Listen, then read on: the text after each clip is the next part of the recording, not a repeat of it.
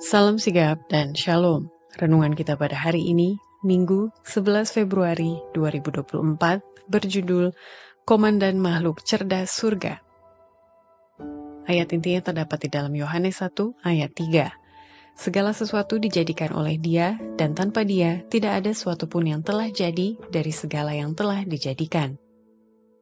Pena Inspirasi menuliskan judul renungan kita pagi ini, Komandan Makhluk Cerdas, yang tidak lain dan tidak bukan adalah Yesus, nama di atas segala nama, agar supaya kita bisa mengalami pengalaman pribadi dan dapat memaknai dan merasakan sentuhan kasih-Nya, dan lebih memperkaya perjalanan hidup ini sampai kita kelak bisa bertemu dengan Dia, muka dengan muka di surga, sebagai berikut. Pertama, dikarenakan Yesus adalah mengepalai atau komandan makhluk cerdas surga, maka perkataannya itu harus siap ditaati oleh semua makhluk ciptaannya, sama seperti menuruti perkataan Bapa. Pencipta yang besar itu menghimpun seluruh pasukan surgawi, supaya di hadapan segala malaikat ia dapat menganugerahkan kehormatan kepada anaknya.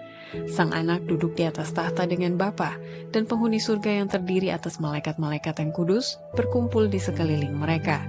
Sang Bapa memberitahukan bahwa Ia sendiri yang mengurapi supaya Kristus anaknya menjadi sama dengan Dia sendiri, sehingga dengan demikian di mana saja kehadiran anaknya itu sama dengan kehadirannya sendiri. Perkataan anak itu harus siap ditaati sama seperti perkataan Bapa.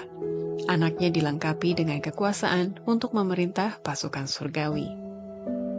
Kedua, dikarenakan Yesus adalah mengepalai atau komandan makhluk cerdas surga, maka Kristus, anak Allah yang kekasih itu, mempunyai keunggulan atas semua pasukan malaikat di surga, yang membuat Lucifer menjadi cemburu dan menginginkan tongkat komando yang dipangku oleh Kristus itu.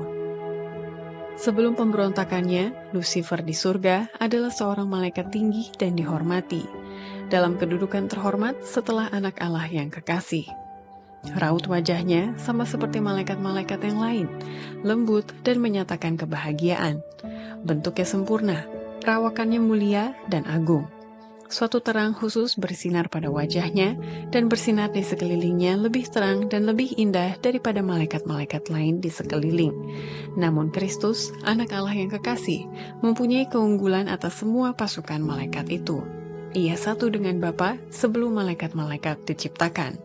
Lucifer cemburu terhadap Kristus dan perlahan-lahan menginginkan komando yang dipangku oleh Kristus saja.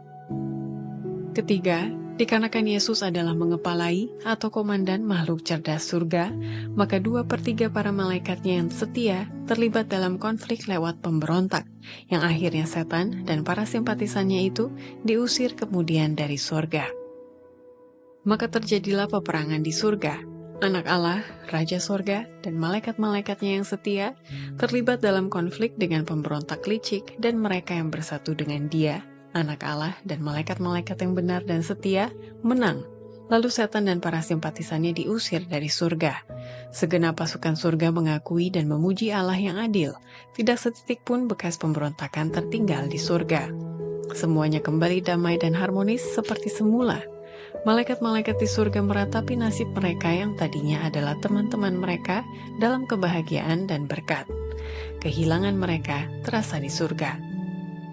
Keempat, dikarenakan Yesus adalah mengepalai atau komandan makhluk cerdas surga, maka itu Yesus memposisikan dirinya dengan sebutan Panglima Malaikat di surga, atau Malaikat Mikael, yang telah membangkitkan Musa dan membawanya ke surga.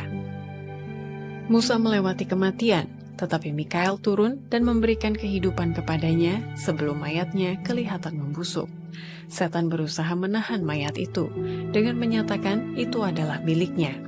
Tetapi Mikael membangkitkan Musa dan membawanya ke surga. Setan mengumpat-umpat dengan sengit terhadap Allah, sambil menyatakan dia tidak adil dalam mengizinkan mangsanya direbut daripadanya. Tetapi Kristus tidak menegur musuhnya, walaupun melalui pencobaannya sehingga hamba Allah itu pernah jatuh. Dengan lembut ia mengarahkan dia kepada Bapanya dengan mengatakan, kiranya Tuhan menghardik engkau.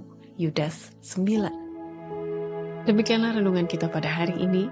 Kiranya Tuhan memberkati kita semua.